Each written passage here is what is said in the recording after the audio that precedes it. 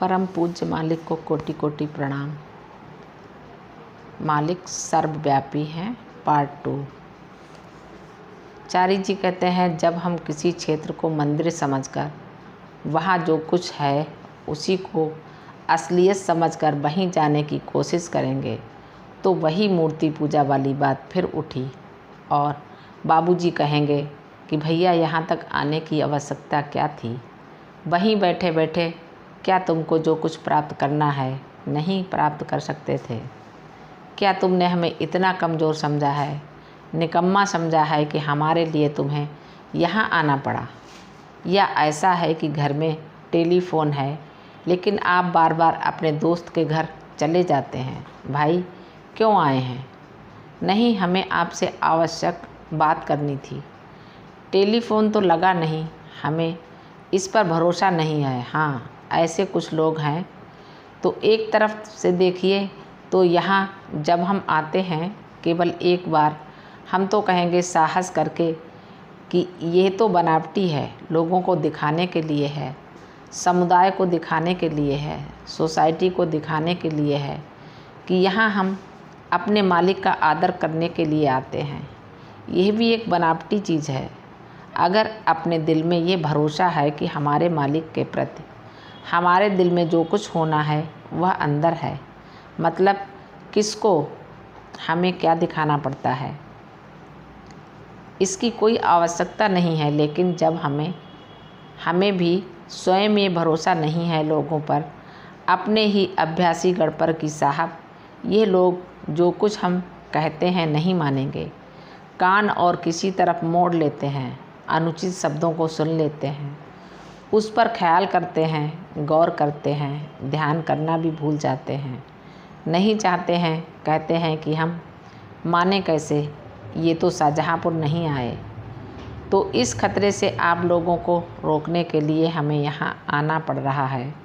मेरे लिए तो ये शाहजहाँपुर तो मेरा घर है। जैसे बहुत से लोग विदेश में जो कभी यहाँ आए नहीं हैं, उनके पास पैसे भी नहीं हैं, रोते थे जब बाबूजी महाराज विदेश गए कि साहब हम तो आपका दर्शन नहीं कर पाते हैं।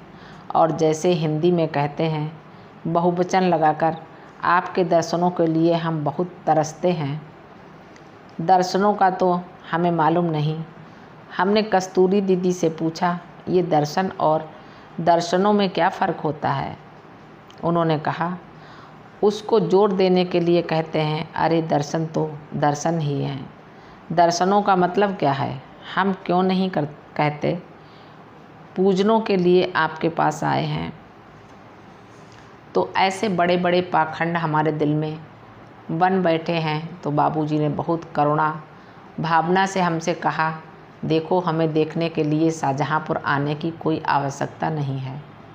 जहाँ तुम चाहो वहाँ हमें देख सकते हो। तो हमने उनसे पूछा बाद में, आप यहाँ क्यों आते हैं? विदेश आप तो जाते हैं, साल दर साल क्यों जाते हैं? तो बाबूजी ने कहा, देखो भक्तजन के दिल में तो ये भावना पैदा हो जाती है कि स्थूल रूप में भी अपने प्रेमी को देखना चाहता है, और ये तड़प तो साहब अंत तक रहती है कि उनके एक दर्शन हमें हो जाएं। फिर उन्होंने एक कहानी सुनाई हमें, तो यानी उनके चरित्र में है कि लाला जी साहब जब समाधि प्राप्त कर चुके थे, बाबूजी साहब बहुत बीमार रहे, 5-6 महीने, यहाँ तक कि शायद उनकी जान को भी खतरा था। फिर वह संकल्प करके प्रार्थना में बैठ गए कि हम लाला जी साहब को सामने देखेंगे। प्रार्थना तो किससे करेंगे? लाला जी साहब से ही करते थे। तो लाला जी साहब स्वयं स्थूल रूप में उनके सामने दर्शन देने आए और उन्होंने, वो स्वर्णमय तेजस्वी पुरुष थे, उन्होंने कहा, क्यों रामचंद्र, हम तो वैसे ही हैं। तो रोते हुए बाबूजी ने कहा, हाँ आप तो वैसे ही हैं। देख लिया हमें? जी हुजूर देख लिया हमने। हमें अब दोबारा मत बुलाना, ये हुक्म देते हैं। इस बात पर हम आए कि तुम बीमार हो, तुम्हारे दिल में इतनी तड़प है, और हम भी चाहते थे कि हम भी इन इथूल आँखों से तुम्हें एक बार देख लें, लेकिन अभी फिर देख लो, क्योंकि हमें आना मना है। वैसे तो हम सदा तुम्हारे ही साथ थे, ये तो तुम जानते हो। हम तो तुमसे वादा भी कर चुके हैं कि तुम्हारे अंत तक हम तुम्हारे साथ रहेंगे, नहीं जाएंगे। तो ये रही उनकी कहानी। और कम से कम 3 बार हमने बाबूजी महाराज की आंखों में आंसू देखे जब वे लाला जी साहब का जिक्र करते थे। जैसे कि मद्रास में जब उनकी वर्षगांठ मनाई, 100वां जन्म उत्सव मनाई थी, संदेश पढ़ते पढ़ते लाला जी साहब का नाम आया तो बाबूजी महाराज आगे नहीं बढ़ पाए। आंखों में आंसू आ गए, गला रुंध गया था। तो इतना आगे बढ़ने के बाद भी, विशेष विभूति होने के बाद भी, जिनकी तारीफ स्वयं कृष्ण भगवान, महात्मा बुद्ध, स्वामी विवेकानंद और लाला जी ऊपर के सब लोग करते थे। वाह वाह, कैसे तुमने पहचाना, वाह वाह, कैसे तुमने बनाया। ये तो कुल सृष्टि के मालिक हैं, ब्रह्मांड के मालिक हैं। और वे ब्रह्मांड के मालिक यहाँ बैठ कर रो रहे हैं कि हमारे गुरु हमारे साथ नहीं हैं, जबकि वो साथ में ही हैं। तो ये तो इंसानियत है कि जब तक हम इस इथूल रूप में रहेंगे, इंसान के दिल से जब हम प्यार करेंगे, तो इंसान का दिमाग ये भी चाहता है कि हमारा प्रेमी हमारे सामने मौजूद हो, उनके साथ हम रहे, वो हमारे साथ रहे। ये तो बना रहता है, इसमें कोई गलत बात नहीं है। कभी कभी हो भी जाता है, ये तो उनकी कृपा है। लेकिन इस दर्शन के लिए हम कभी दौड़ भाग करके वहाँ क्षेत्रों में उन्हें खोजेंगे जहाँ वह एक ज़माने में थे, हम समझते हैं ये तो बहुत ही गलत बात है। और मेरी तो आंखें खुल गईं। सोचिए, या हमें यह ज्ञान प्राप्त हो गया है कि बाबूजी ने स्वयं हमें यह शिक्षा दी है, सिखाया है कि बेवकूफ़, क्या तुम भी यही समझते हो कि शाहजहाँपुर में ही तुम्हें मनाना पड़ेगा। तब हमें ये ख्याल आया, चलो निकल जाओ यहाँ से।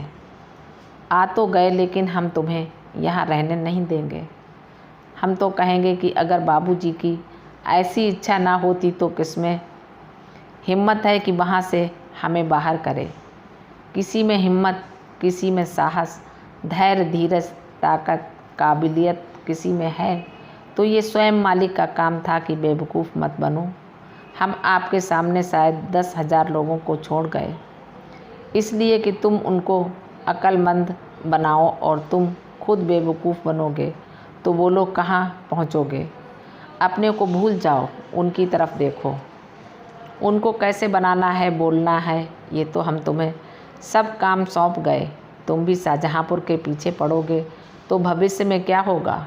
हम समझते हैं ये तो बाबूजी महाराज की कृपा कि उन्होंने एक ऐसा खेल रचाया जिससे हमारी आंखें खुल गईं। दिल में ऐसा दर्द पैदा हुआ कि हम तो कहेंगे बेदर्द, बेहद दर्द, इतनी निराशा। फिर भी मंगल से हम जंगल में आ गए,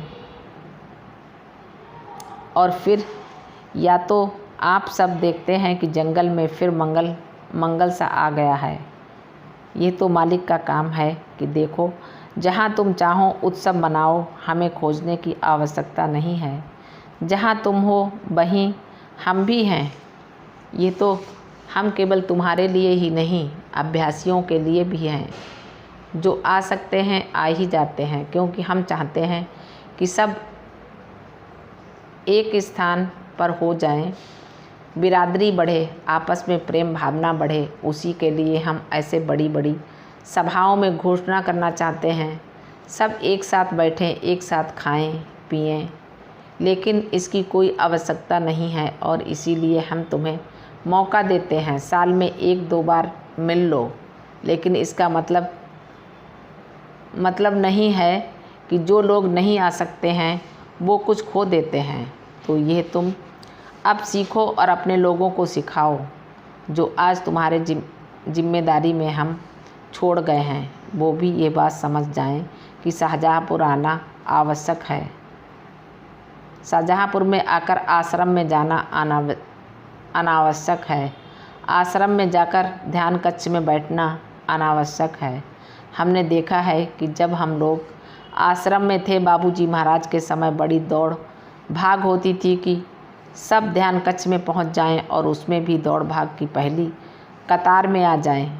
अब ये देखिए कैसी बात होती है कि शाहजहाँपुर आना, फिर आश्रम में पहुंचना, फिर ध्यान कक्ष में पहुंचना, फिर पहली कतार में बैठना। नहीं तो जैसे हमने कुछ खो दिया, कुछ अधूरा रह गया, ऐसी भावना पैदा करके हम वहाँ जाते थे। जबकि अगर बाबूजी महाराज का कहना सत्य है, इस पद्धति में कोई सच्चाई है, तो यहाँ नहीं, आप चंद्रमंडल में भी जाइए, आप शुक्र में जाइए, बुध में जाइए, सूर्य के पार जाइए। जब वे तवज्जो देते हैं, उस क्षण आप जहाँ भी हो वही आप प्राप्त कर सकते हैं। ये तो अनुभव की बात है।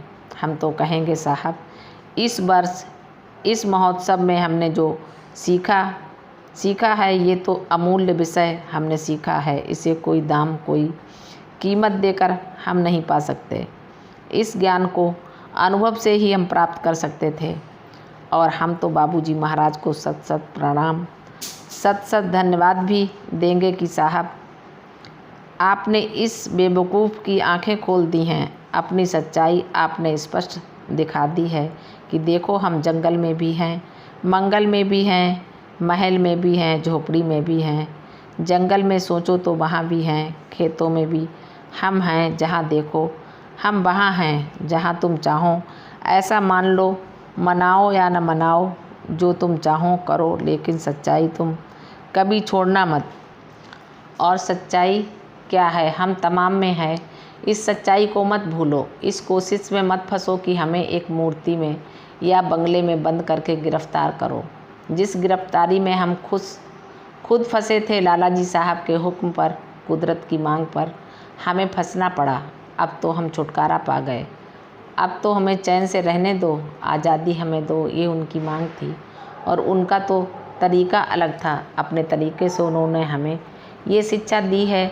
तो आप लोगों से यही विनती है, प्रार्थना है कि भविष्य में इस क्षेत्र महत्व को आप दिल से उठाकर फेंकें कि यही है, वही है, यहाँ नहीं है, वहाँ नहीं है। अरे समुद्र में डूबकर भी आप ध्यान करोगे तो आपको वहाँ भी मिलेगा।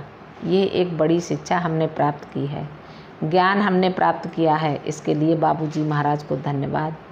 आप लोगों ने जो हमें सहयोग दिया है कि इस उत्सव को इतनी धूमधाम से हम मना सके, इसके लिए आप लोगों को धन्यवाद। ये प्रार्थना रहेगी कि बाबूजी महाराज आप सबको सुखी रखें, आप लोगों पर अपनी करुणा दृष्टि से सदा अपना रहम और करुणा बरसाते रहें और खूब आगे बढ़िए। सबको आशीर्वाद, धन्यवाद। मालिक को प्रणाम। सभी अभ्यासी भाई बहनों को नमस्कार।